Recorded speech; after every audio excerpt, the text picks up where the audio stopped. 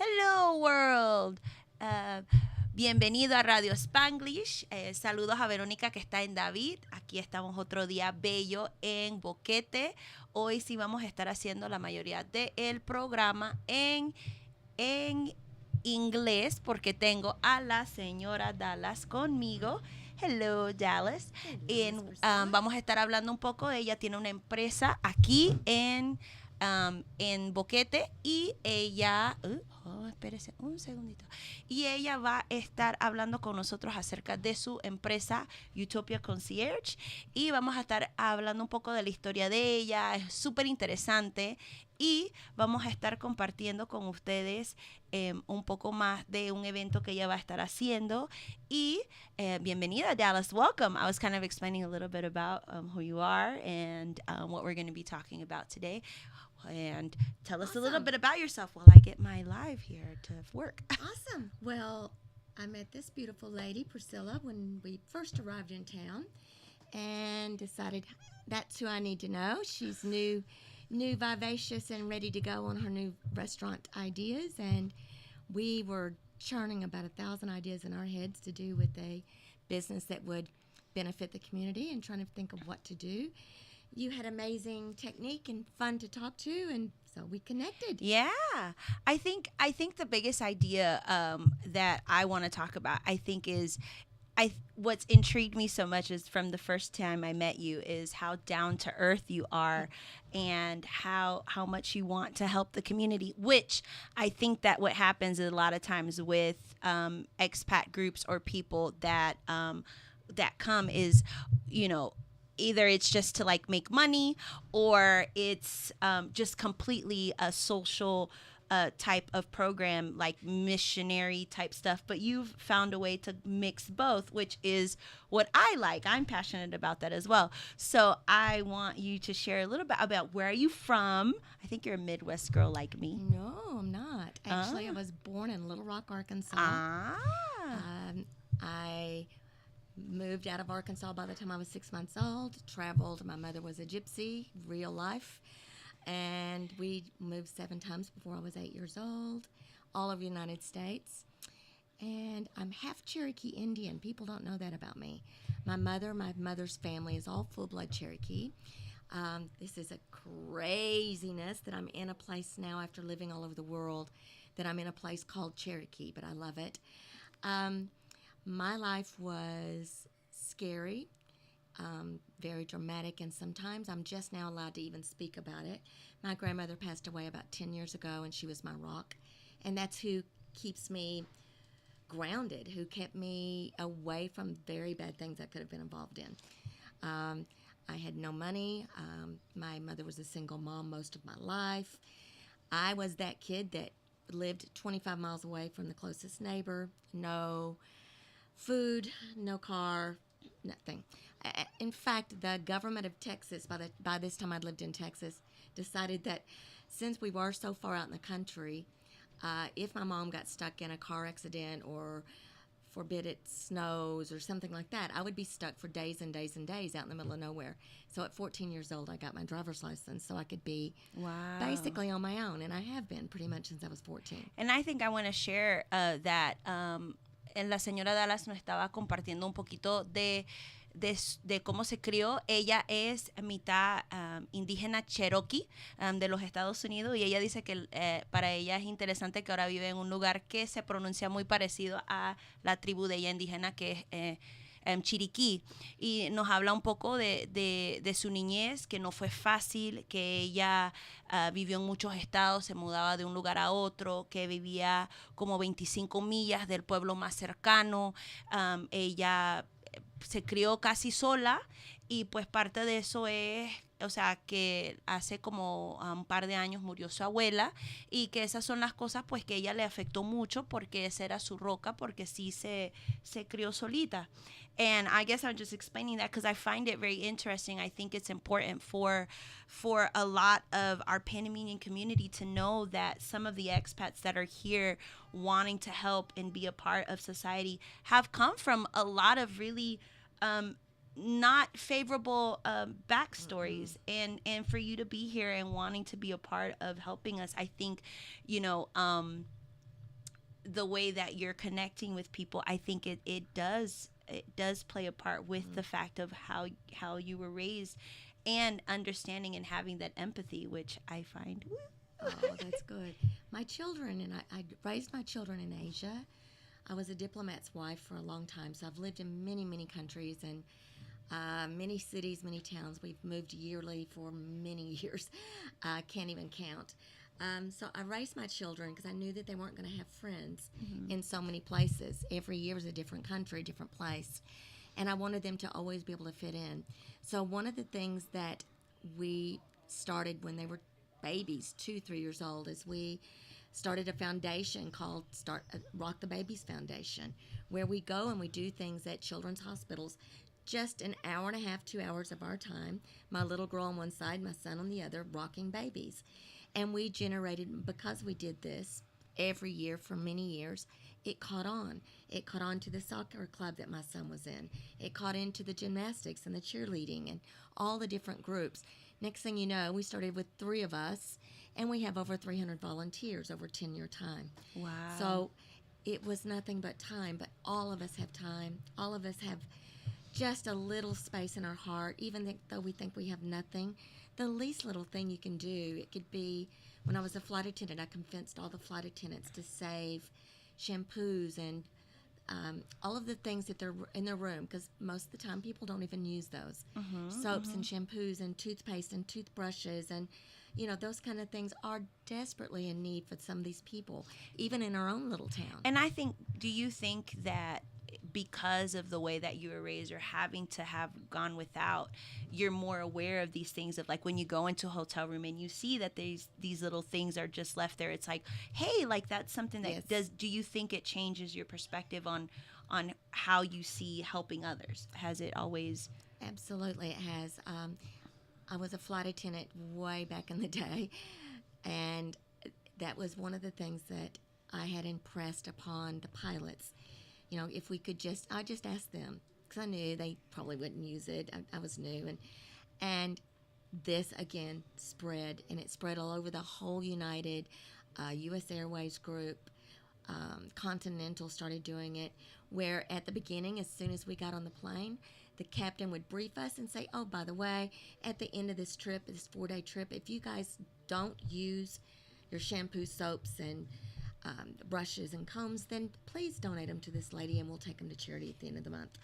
We would go with 20, 30, 40, 55-gallon bags of stuff. Full of stuff off of a 10-day trip between all the crews that would bring it to me.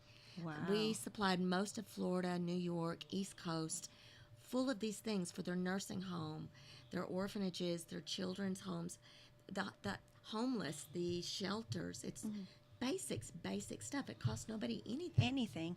Y estamos hablando un poquito. I want to translate because I find this so fascinating. I want people to know this because, like I said, I think that with the opportunity of having this space, especially a lot of the people that will watch this on Instagram later are Panamanian, and I think it's important for them to understand, where people, my expat friends, like, what they've done and what they're wanting to do. Y ella nos habla que ella estuvo casada con un diplomado y los hijos se crearon en Asia. Y también ella fue aeromoza, fue parte de un equipo tripulante, y ella habla de que en eso lo que ella hacía es que ella coleccionaba todos los jabones, ella coleccionaba todos los champús y cosas que se quedaban en los hoteles, y ella usaba eso, y ellos al final del mes, ellos llevaban eso, sea a los albergues, las casas de abuelitos, y esas son cosas que ella hacía, y ella...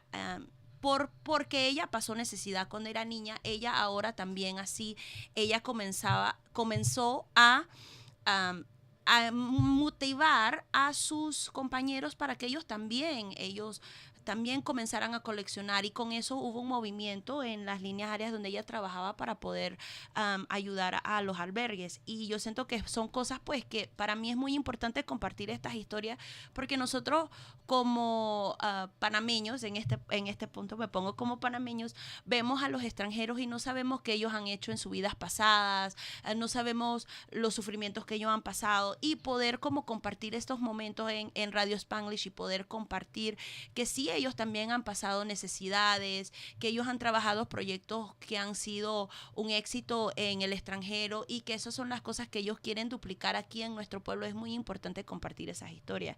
You know what I'm saying? You know, it's really important to share these stories because these are the things that a lot of times even we're wanting to duplicate here because we know that it works and we know what it's like. And so for someone, you know, for an expat coming in and saying, hey, like I have this idea for someone here, it might sound completely crazy. It's like, hey, what about if we go around to all the hotels and be like, hey, you know, if you have, you know, shampoos that haven't been used, like, hey, we want to take that to somewhere. And for something that if it hasn't been done here before, people are going to be like, what? Why? I don't think that can make a difference.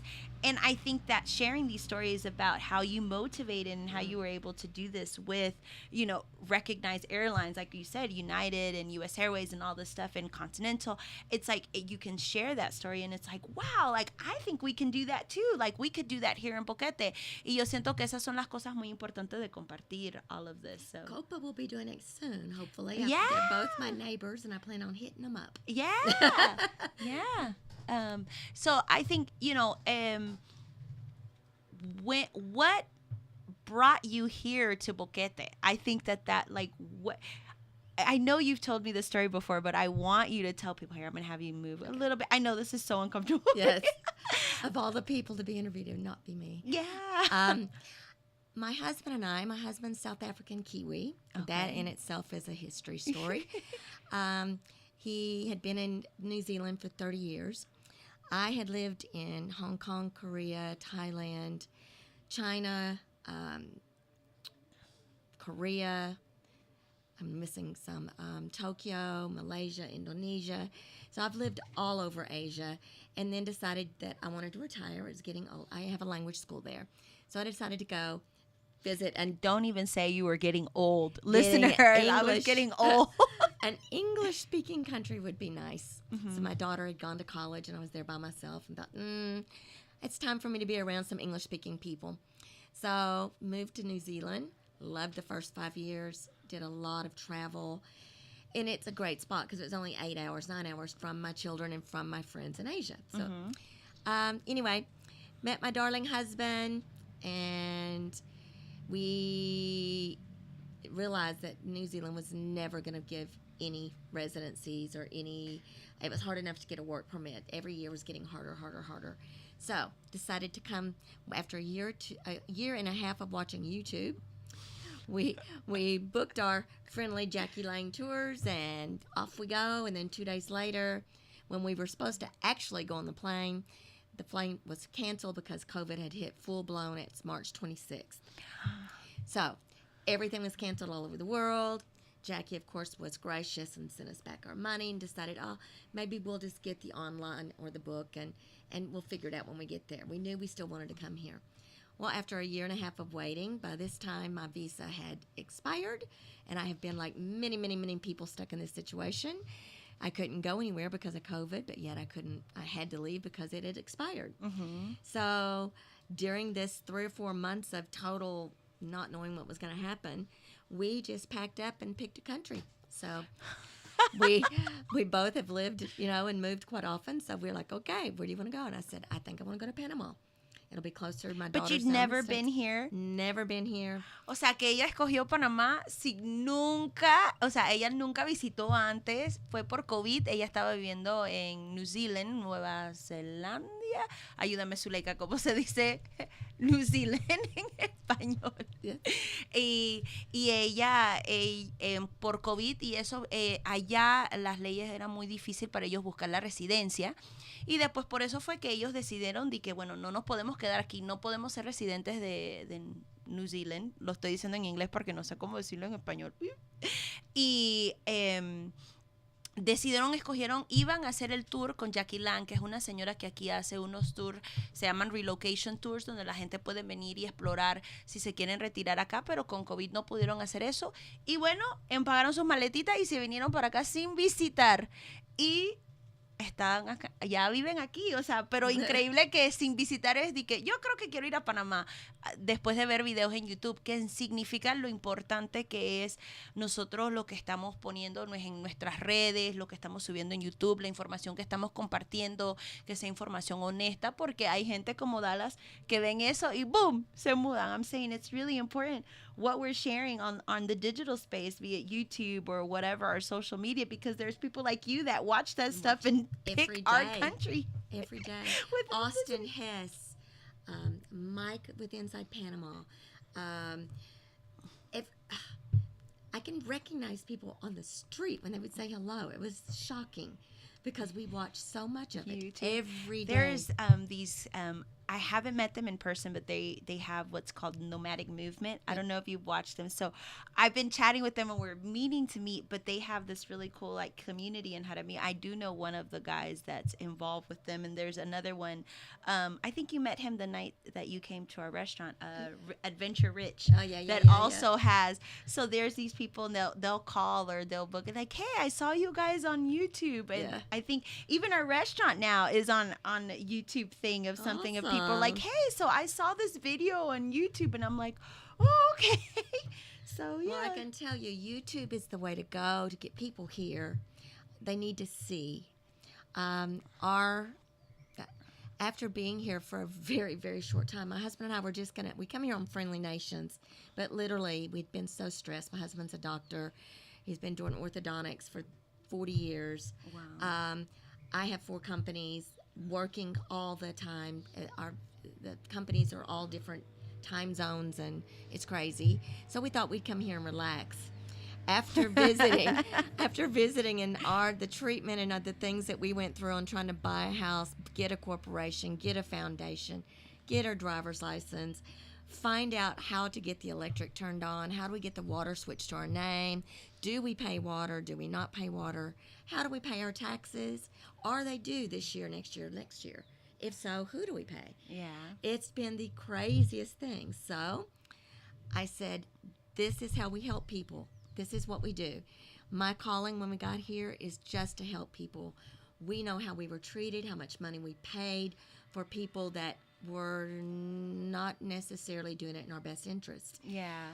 I want people when they come here to don't get a sour taste in their mouth about a fantastic community just because somebody needs a little extra money. Just do your research. We want to help you with driver's license. We want to help you with your immigrations. We want to help you settle here. We want to help you look at different areas.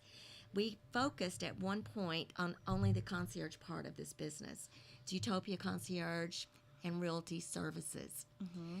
The reason we left Realty Services is because I saw so many gringos, so many expats from all over the world that needed help, simple help. A lot of them needed help doing Social Security that have been living here for many years. Mm-hmm. They don't realize that their gardener has to have his Social Security paid. So does the maid if she works over certain days a week. There's many rules I think it's just there's so many, like I've realized that as, an expat, I mean, legally I'm not an expat, but really in everything I'm an expat, and I've had a lot of the same questions of living here. How do I register? Where do I go? I remember something super simple. I've shared this with you of walking the streets of Panama City and being like, is 911 still 911? Yeah. Like, I mean, if I have an emergency, is that the same number? And I remember there was just this little moment of like, oh my goodness, I don't know this information. And I think that having the concierge part of it, I think that's so important because there are a lot of realtor companies. There's a lot of people selling homes. There's a lot of people doing a lot of stuff. But the fact of no one, I think, is really focusing on what comes after that. What are all the services involved? Like, everybody helps you with the buying process. And once everybody gets paid, it's like, okay, boom, you're on your own. So I think that what you're doing with the added value of being able to kind of explain to that is super important. I'm going to translate that really fast. Lo que ella está haciendo con la compañía que ella tiene es ofreciendo servicios de lo que pasa después que la persona decide mudarse aquí. O sea, para nosotros los extranjeros es muy difícil. Nosotros no sabemos dónde pagamos impuestos, cuándo se paga impuestos, si se tiene que pagar, si tienes un empleado, cómo se le paga seguro a ese empleado. Yo digo, uno de los míos era, yo no sabía si el número para llamar a emergencia si me pasaba algo era el mismo. O sea, son muchas cosas que cuando uno llega como extranjero, uno no sabe. O sea, dónde uno debe ir a pagar el agua, a dónde uno va para conectar electricidad, cuánto tiempo demora esos procesos. Y como ella y el esposo tuvieron un poquito de dificultad con eso, ellos vieron una oportunidad, que es lo bonito a veces de los extranjeros, es cuando hay un problema, es ver una oportunidad de cómo yo puedo solucionar eso, y es lo que hace la compañía de ellos aquí, ayudando a los extranjeros con esa parte. And like I'm saying, the cool part about all of this, instead of just seeing it as a problem and complaining about it, you said, hey, I see this as an opportunity for a business, for something that I can offer, which I find super, super encouraging. So I like that. Yeah, it's super awesome. Well, there are so many things here. This is a utopia. There's no other word for it. I went through 5 or 6 different ad agencies, and the only word I could think of, the only one that ever hit home, utopia. We've got it, everything. There's no reason why we can't get out and help pick up the trash or help with our fellow newcomers that are here that are completely lost and don't know how to get to David, and they don't understand the driver's license process, and they're terrified of Spanish, like me. But these services, I wanted to be a service. So very, very, very little pay, enough to pay the gas to get you there and back, or enough to, maybe take care of hourly wage if I've got someone having to sit there for the day. Not her whole hourly wage, of course, but in those kind of events, I don't expect a high payment.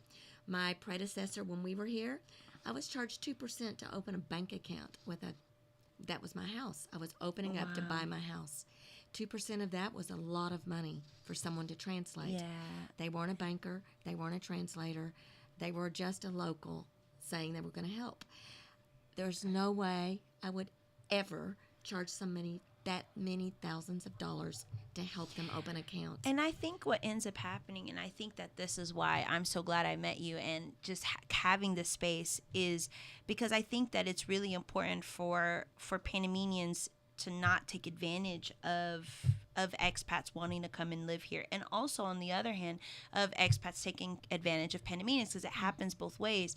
Y ella estaba hablando de que cuando ella se mudó aquí, ella quería abrir una cuenta bancaria, y alguien que no era traductor, que no trabajaba en el banco, que nada, le cobró 2% del dinero que ella iba a transferir para comprar la casa, solamente para traducir. O sea que después, a cierto punto sí es un abuso de una persona que viene aquí que necesita ayuda, y la idea de una empresa como esta es que sea algo justo, o sea, que sí se le va a pagar salario justo a los que apoyan, pero al final tampoco no nos vamos a aprovechar de un extranjero que viene y que necesita ayuda, o sea, porque somos parte de la misma comunidad, o sea, we're part of the same community. Yes. And at the end of the day, it's like, if I take advantage of you, then tomorrow when you're living in this community and now you have your company, I may want to work at your company, or I may need the help from your company, and guess what, you're not going to be as friendly and as wanting to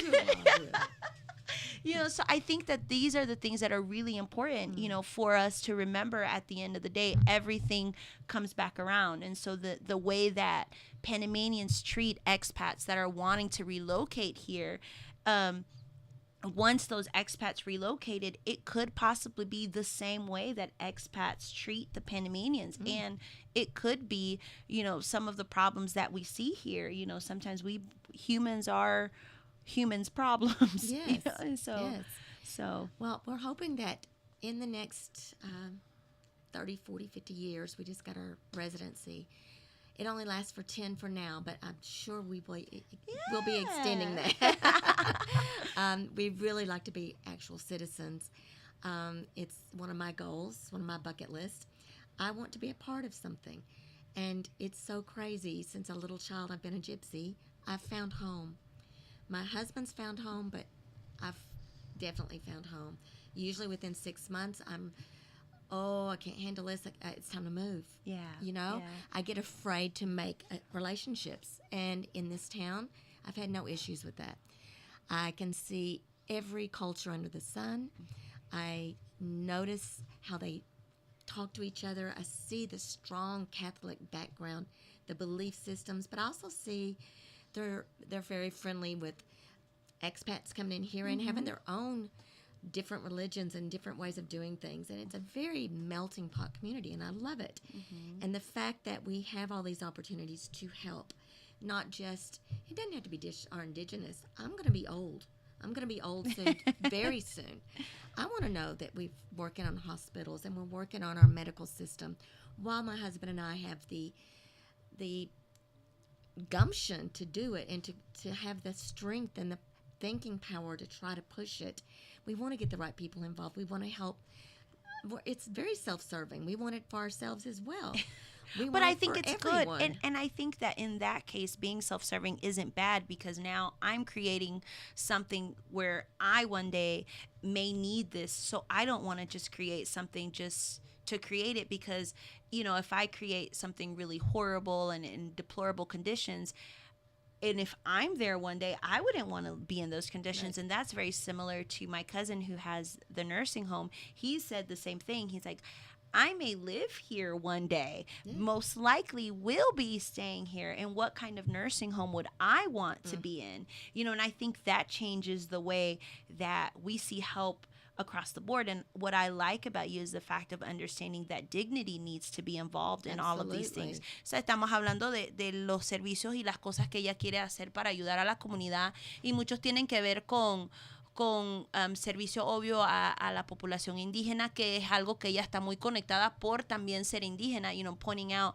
that even you wanting to help the indigenous from here is because you are part that as well. So there is a part of you. It's not something that's like, oh, you know, I call it, you could be like the white savior complex. No, for you, it's a part of who you are, even though if it's a different tribe. Pero también ella le apasiona la parte de también ayudando lo que es lo que pasa con la gente de tercera edad, porque ella dice, mira, ellos se quieren, ahorita mismo son residentes, pero en el futuro quieren ser ciudadanos y les importan las condiciones de los hospitales, les importan las condiciones de cómo están la situación para los que están en casas de abuelitos y cosas así, porque ella dice, un día nosotros vamos a estar usando estos lugares también, que es muy importante recordar. O sea, cuando uno hace una labor social, uno tiene que ponerse en el lugar de esa persona y pensar, oye, un día yo también puedo necesitar esto, como a mí me gustaría que me trataran en una casa de abuelitos o en un hospital, y eso después ellos con esa intención, cuando se meten en un proyecto, están pensando en un proyecto donde ellos también van a ser parte, y eso cambia la manera, porque ya no lo estoy diciendo, por los pobrecitos de por allá, no. Después eso dice, mira, qué clase de camas a mí me gustaría tener, qué clase de comida a mí me gustaría comer si yo estuviera en una casa de abuelitos o si yo estuviera en un hospital, y eso cambia la manera que la compañía de ella y sus amigos están trabajando en los proyectos de labor social. You know, I'm talking about, you know, the difference of how you're approaching doing this community service is saying, hey, what kind of food would I like to eat? What kind of beds would I like to sleep in? And not just saying, you know, oh, it's those poor folks over there. Like, it's very much more personal, which I feel it's felt the difference in that. So, well, our company, it's funny, since my daughter and I were the one that actually came up with all the concepts. And one of the things that was missing was what do I call my staff members? What do I call myself? We're not realtors. We're not there to be a realtor. We're there to be what? And after about 3 days' time, it just hit me. We're hand-holding specialists. I want one of my people's hands, even if it's got to have a glove on it, if you don't want to be touched, something. I want someone to hold your hand the second you get here. I want it to be a Zoom call if you need to call from the airport. I'm very panicky. I'm not sure if I'll make it there to David tonight. What do I do? We are ready for that. I've got Panamanians that work with me. I've got Zimbabwe. I've got London. I've got America. I'm the only American, I think. No, two. But we are building, and we're building, and we're building, and we're building our realtor base to be not just in Boquete, Panama-wide. So if your grandparents have left you some land or things like that, we're wanting to help, not sell it to crazy land developers and all that. We want to help you. How do we get that to where you want it to be? Do you want it to be with your nephews, your nieces, your cousins? Is that something that you want to keep in the family? Do you want to sell it? Is it very, very important? Does the whole family need to be involved? I mean, we try to make sure that every piece that we do is fully, clearly understood. And I think what I like about the fact of is you're bringing the humanity back into business, which I think that for such a long time, as someone that's worked in business, is that, people are saying, oh, emotions on one side and business on the other side. And I like this hand holding type thing because I think that at the end of the day, sometimes even in a business transaction or numbers, we forget we're dealing with other humans. And at the core, we all suffer and have the same emotions, and you're getting emotional, and you do not cry, you're gonna make me cry. You sabes, una de las cosas que ella dice que ellos son como especialistas humanas, o sea que lo que ellos están haciendo es que la compañía de ellos es que desde que tú llegas aquí a Panamá, ellos quieren que alguien ahí, un contacto humano, o sea, una persona que puedas llamar del aeropuerto, de que mira, no sé si voy a llegar a mi vuelo, o cuando llegues aquí no sabes dónde ir al doctor, o no, o sea que no es solamente una compañía de vender casas y ya. Y hasta con la parte de vender de bienes raíces, ella también dice, le interesa si alguien quiere vender un terreno, de saber, o sea, tú quieres que este terreno se le venda a alguien en tu familia, que quede en tu familia, si tú esto tiene un valor para tu familia, cuánto tú quieres cobrar para eso, cómo tú quieres, tenemos que involucrar a toda la familia. O sea, la idea de ellos es, si es vender un terreno de un panameño, es entender que todo eso también viene con historia, que también es como conocer un poco más de la historia de la gente que ellos están apoyando y ayudando, sea panameños o extranjeros. Y la parte también bonita de todo eso es que al final yo digo que yo siento que a veces en negocio la gente piensa que tenemos que separar lo que es los sentimientos y el negocio. Y la señora Dallas, mira, aquí el que no la puede ver está casi a punto de llorar hablando de las cosas de ella. Y es como muy bonito esa parte porque a veces la gente no piensa que la gente puede trabajar en negocio con su corazón, o que un extranjero no puede venir aquí y sentir con tanta pasión y amar a vivir en Panamá. O sea, ella dice que para ella esto es su hogar, ella se siente en casa aquí, ella quiere vivir aquí el resto de su vida, y eso es muy importante para nosotros entender que hay gente, extranjeros que vienen aquí y de verdad aman a Panamá. O sea, no quiero decir, para no faltarle respeto a ningún panameño, decir que lo aman igual que un panameño, pero de verdad sí quieren ser parte y quieren ser panameños igual como uno. So I'm saying, at the end of the day, I think the important thing is for people to understand how passionate you are about being a part of this community, and how much you love being a part of this community, and how much you want to help this community, and how you want to be a citizen. You want to be Panamanian as close as possible as you can, and letting people know that there are people that come here that love Panama. And I don't want to be disrespectful and say they love it as much as Panamanians, because I don't want any Panamanians, but as close to that as possible. And I think that it's because of the Panamanians, they make you feel home. And I love that about you and about what you're doing here, because I think that for so long there's been such a disconnect of expats coming in and being, I want to do something for Panamanians. And I think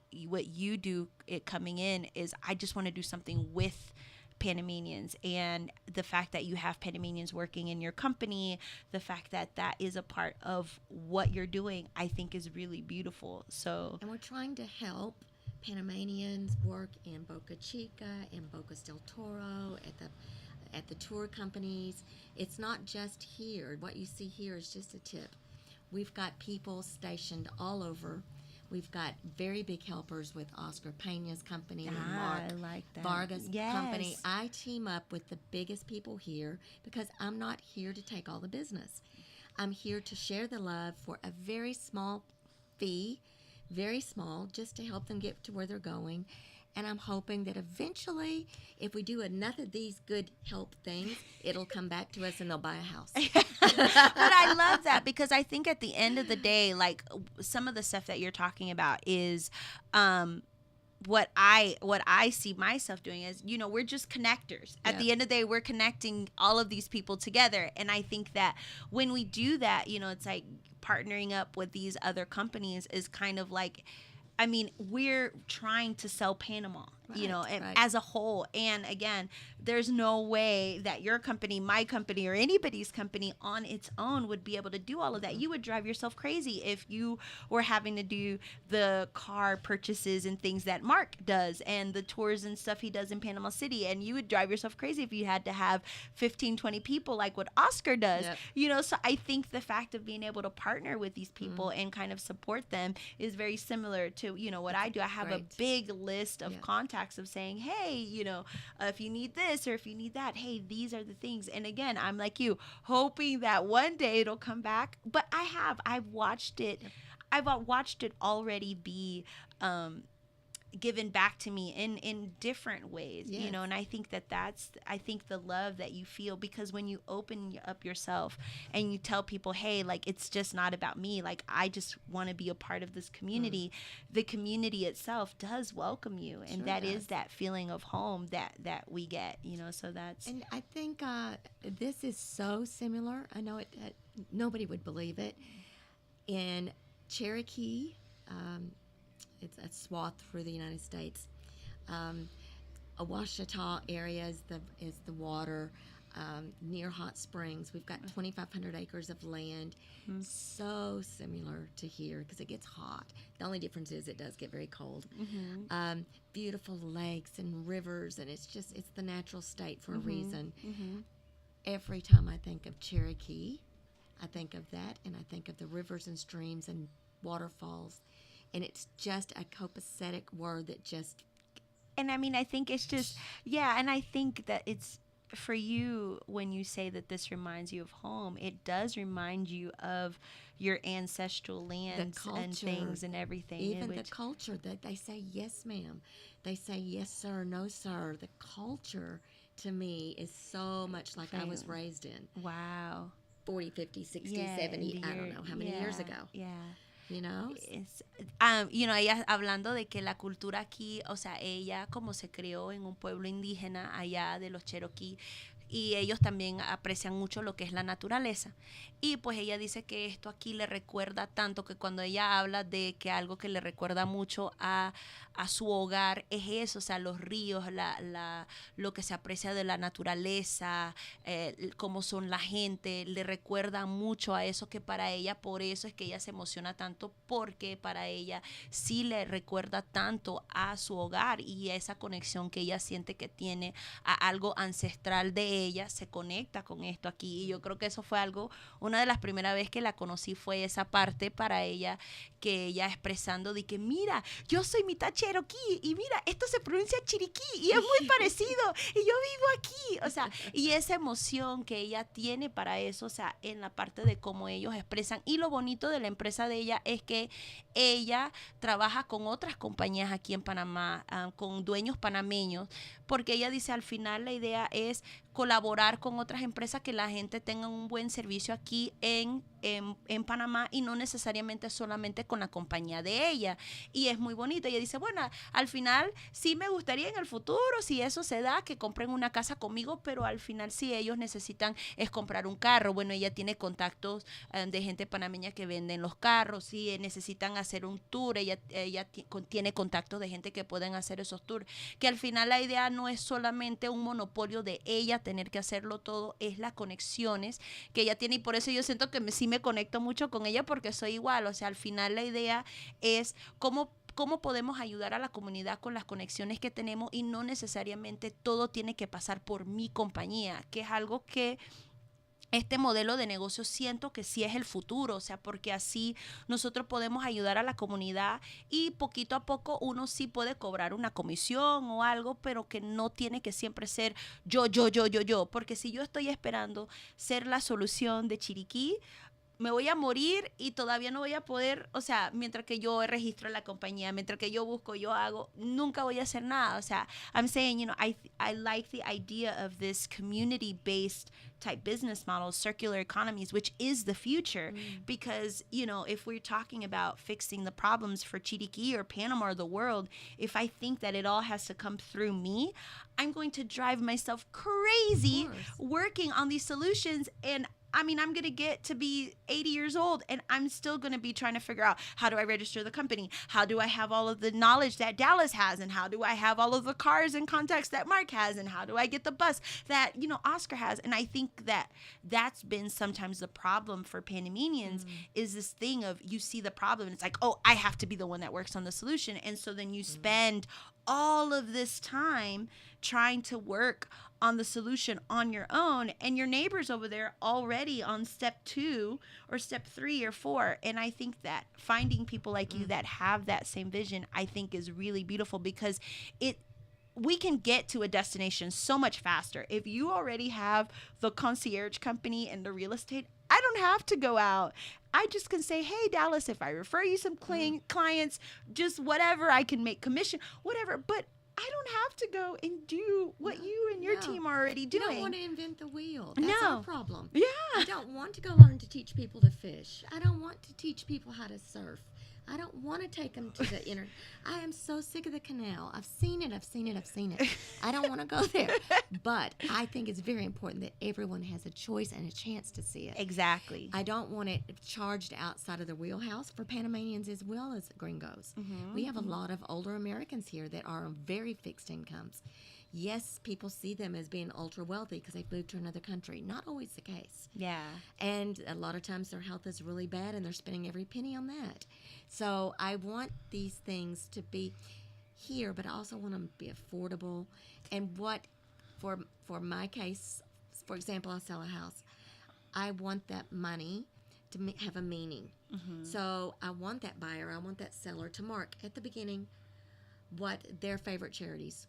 I want them to get that sense of pride, not through $100, $500 present or whatever they get. I want them to get that sense of pride in their community, that they made a generous donation. And I think it's a way for people to, you know, they start their first introduction to this community through Utopia is learning about the charities and foundations that are here, which I find that's really beautiful, because I think that having this connection with you and already coming in and knowing and saying, hey, like, I remember when I did my closing, there was this, you know, charity there, and I really like, you know, dog camp, so let me go and find out. Or I really like, you know, the ACCB or Rotary Club, and then now, you know, so I think that that's really cool. Lo que ella hace, que yo siento que es súper interesante, es cuando una persona cierra el contrato de bienes raíces con ellos, pueden elegir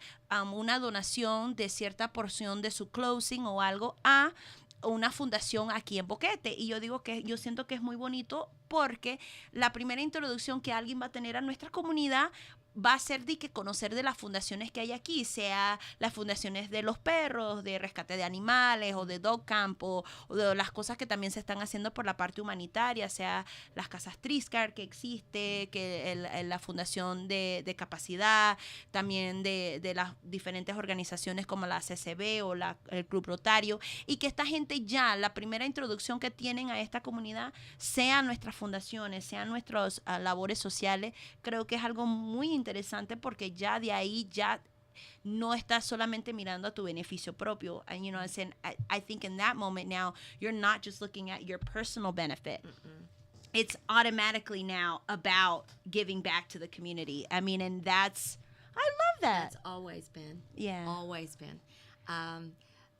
We arrived, we see these beautiful horses. I think I'm in paradise. We have 7 free-range horses in our neighborhood. Wow. They eat my grass. They eat my flowers. I just tell my gardener, plant another one. They're gorgeous. I'm not going to get the shovel, clean the yard. I mean, you know, this is the most coolest thing you could ever see. We live in this amazing place.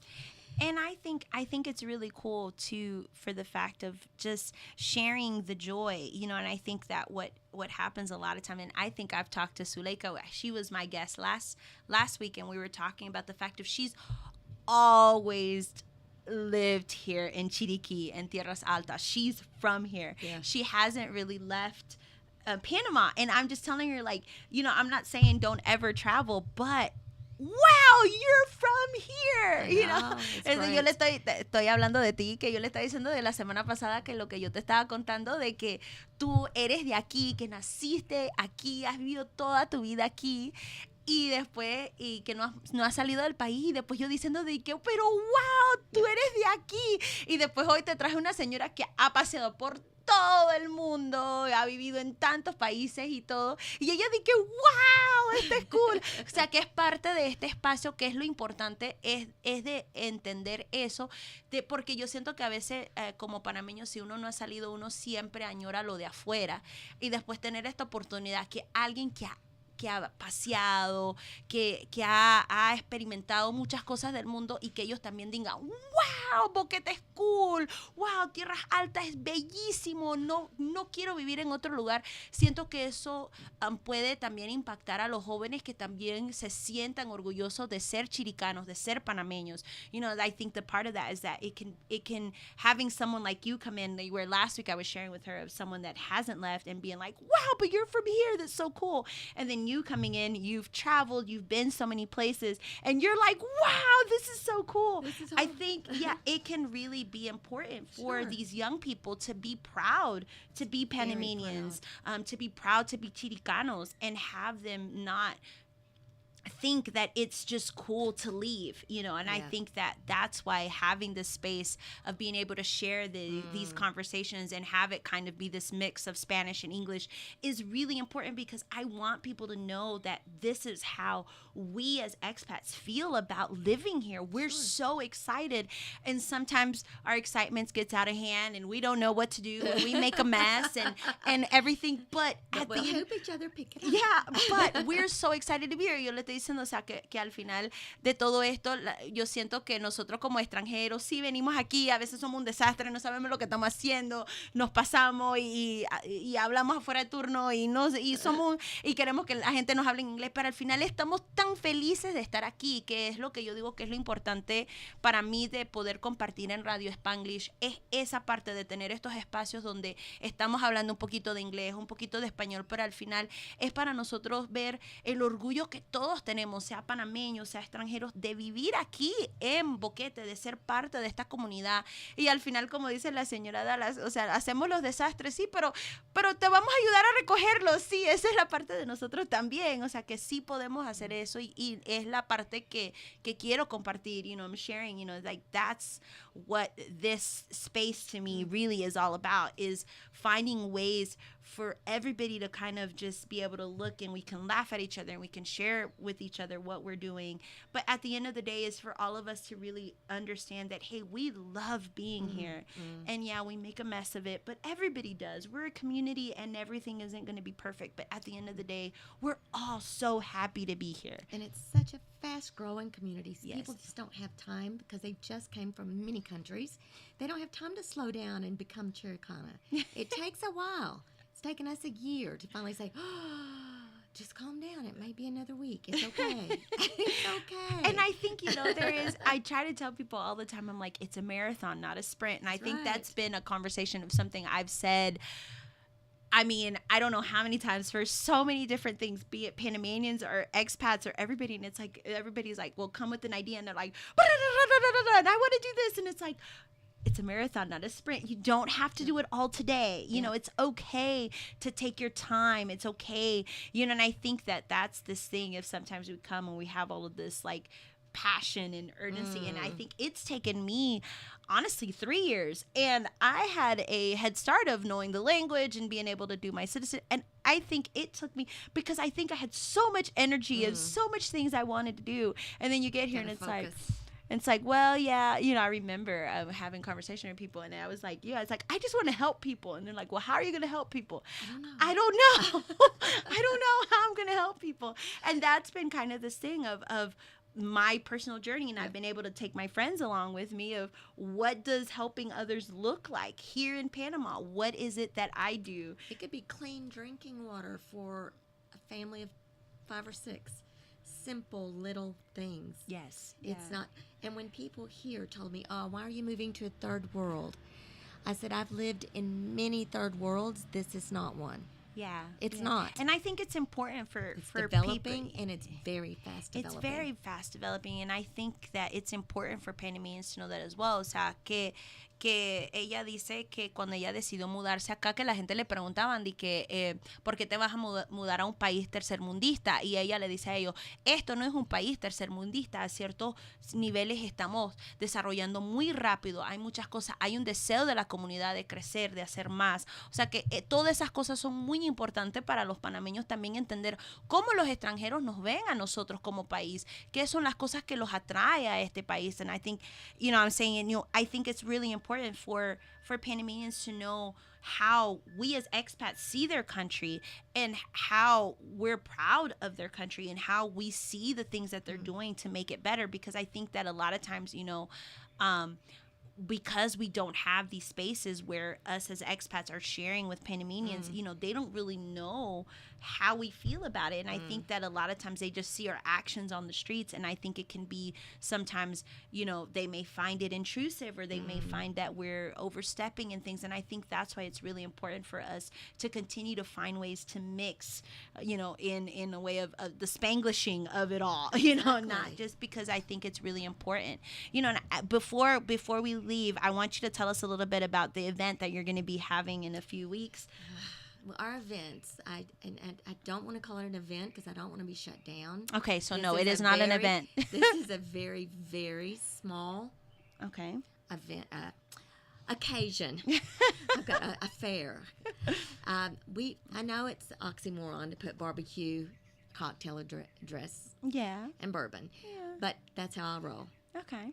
I am a true hillbilly, boot wearing, cowgirl, horseback riding, cowboy hat, barbecue person. But in saying that, I love to dress up. I love to get a chance to see all my other friends dressed up with a glass of bourbon. Have barbecue on my face, I don't care. I just think it's a chance to just really get to know our friends and family in this area. I want this to be all about the charity, but the charity has to be very, very gingerly held, and in my heart I have to keep it very safe. Okay. I've had comments asking what it is. It is a children's charity here in Boquete. And that's enough. That's all we need to know. Yep. These babies are in dire need. Okay. And they're not just babies. Staff as well. So I know 90% of the people, and the ones that don't will find out. This is a charity event that, for me, going to school with no clothes or having to go get them from a secondhand store or no food, I'm very, very familiar with this, and sense of pride is very important for these children as they grow up, that they grow up with pride. Dignity, yes. Pride and dignity, and they need to learn. I want to show them how to do their own things. Maybe a soap making class. Maybe we can do some interactive things. And we're not just doing this through Utopia, but different branches. I'm challenging, please. And you don't have to have a company. You could get 4 hikers that get together once a week on Wednesdays. Get together and find something that you're passionate about. Do you like to make candles? Do you like to make soap? Do you crochet? Do you knit? Find some local kids or Panamanian friends or family or maid. Teach them what you do. Yes. Do a little show. Do a little group event. Invite their friends. Get to know about our community. This is how we get to know each other. Yes. Y ella, voy a traducir, ellos van a tener un evento que yo voy a estar compartiendo el flyer en mis redes para recaudar